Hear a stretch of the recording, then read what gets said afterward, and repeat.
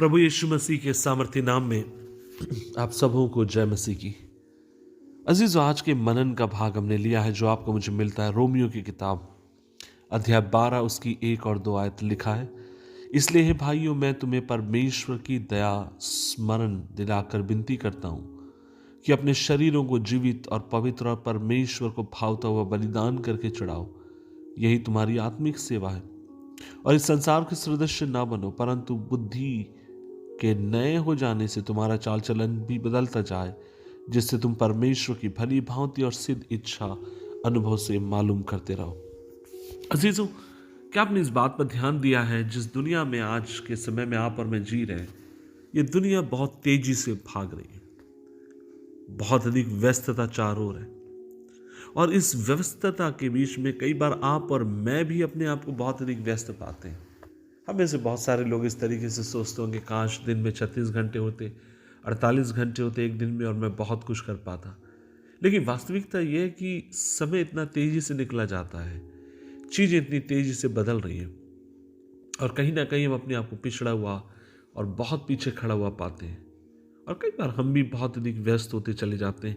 लेकिन जब हम यीशु मसीह के जीवन के बारे में देखते हैं, परमेश्वर का वचन कहता है कि वो बहुत बिजी था। वह हमेशा प्रभु की सेवकाई में लगा रहा। लोग उससे बहुत अधिक मांग करते थे परमेश्वर के बारे में और प्रभु की सेवकाई के विषय में। लेकिन एक चीज जो आप और मैं देखते हैं, और वो ये है, इन सब के बावजूद भी प्रभु यीशु ने कभी भी अपने आप को पिता के प्रेम से अलग नहीं होने दिया। प्रभु यीशु मसीह हमेशा पिता के साथ लगे रहे।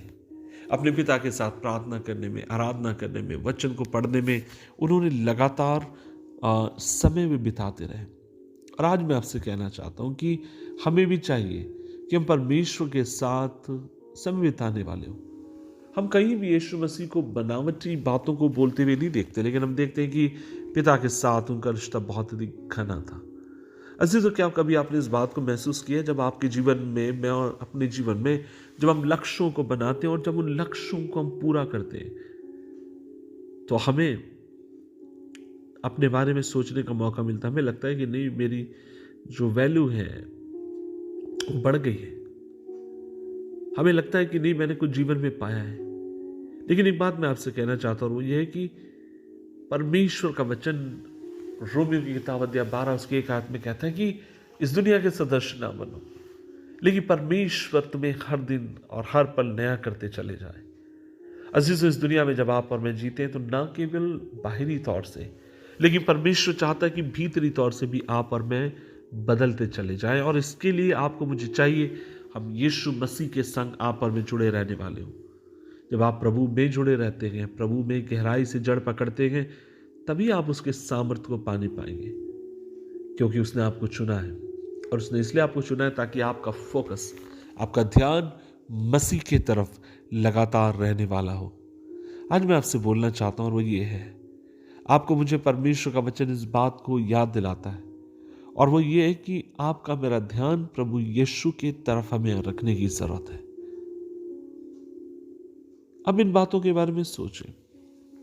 जब इन भाग दौड़ की जिंदगी में जब आप इन कामों को करते हैं, तो वास्तव में ये बातें आपको कितनी शांति पहुंचाएंगी। नंबर 1, और वो ये है, हर दिन अपने आप को डिसिप्लिन करें ताकि प्रभु के वचन को पढ़ सके। नंबर 2, परमेश्वर की उपस्थिति से पाना सीखें, उसकी उपस्थिति को महसूस करना सीखें। आप प्रभु के साथ और अधिक समय बिताएं। जब कभी आपके मन के भीतर समय मिलता है, अपने मन में आप मेडिटेट करते रहें चीजों को लेकर। आप प्रभु के साथ समय बिताएं, उसकी उपस्थिति में समय बिताएं, और आप पाने पाएंगे कि परमेश्वर आपको धीरे धीरे धीरे धीरे परमेश्वर आपके जीवन को बदल रहा है। मेरी आज खुदा से ही प्रार्थना है कि वो आपको अनुग्रह दे। जब आप खुदा से लिपटे रहते हैं, प्रभु के निकट आते हैं, सर्वशक्तिमान परमेश्वर हमारे जीवन परिवारों को बदलने वाला हो। दुआ करें। प्रभु जी, धन्यवाद आज के इस दिन के लिए और समय के लिए, जब प्रभु जी आज हम तेरी उपस्थिति में आते हैं, और जब हम खुदावन तमाम बातों को तेरे लहू में छुपाते हैं। प्रभु जी, हमारी तुझसे ही प्रार्थना है कि तेरी आशीष हमारे जीवनों पर हो। हमें अनुग्रह दी कि हम तेरे लिए जिए और तेरे भय में बढ़ते जाएं। मदद कर। यीशु मसीह के नाम से मांगते हैं, आमीन आमीन आमीन। खुदा आपके संग रहे, प्रभु आपको आशीष दे। जय मसीह की।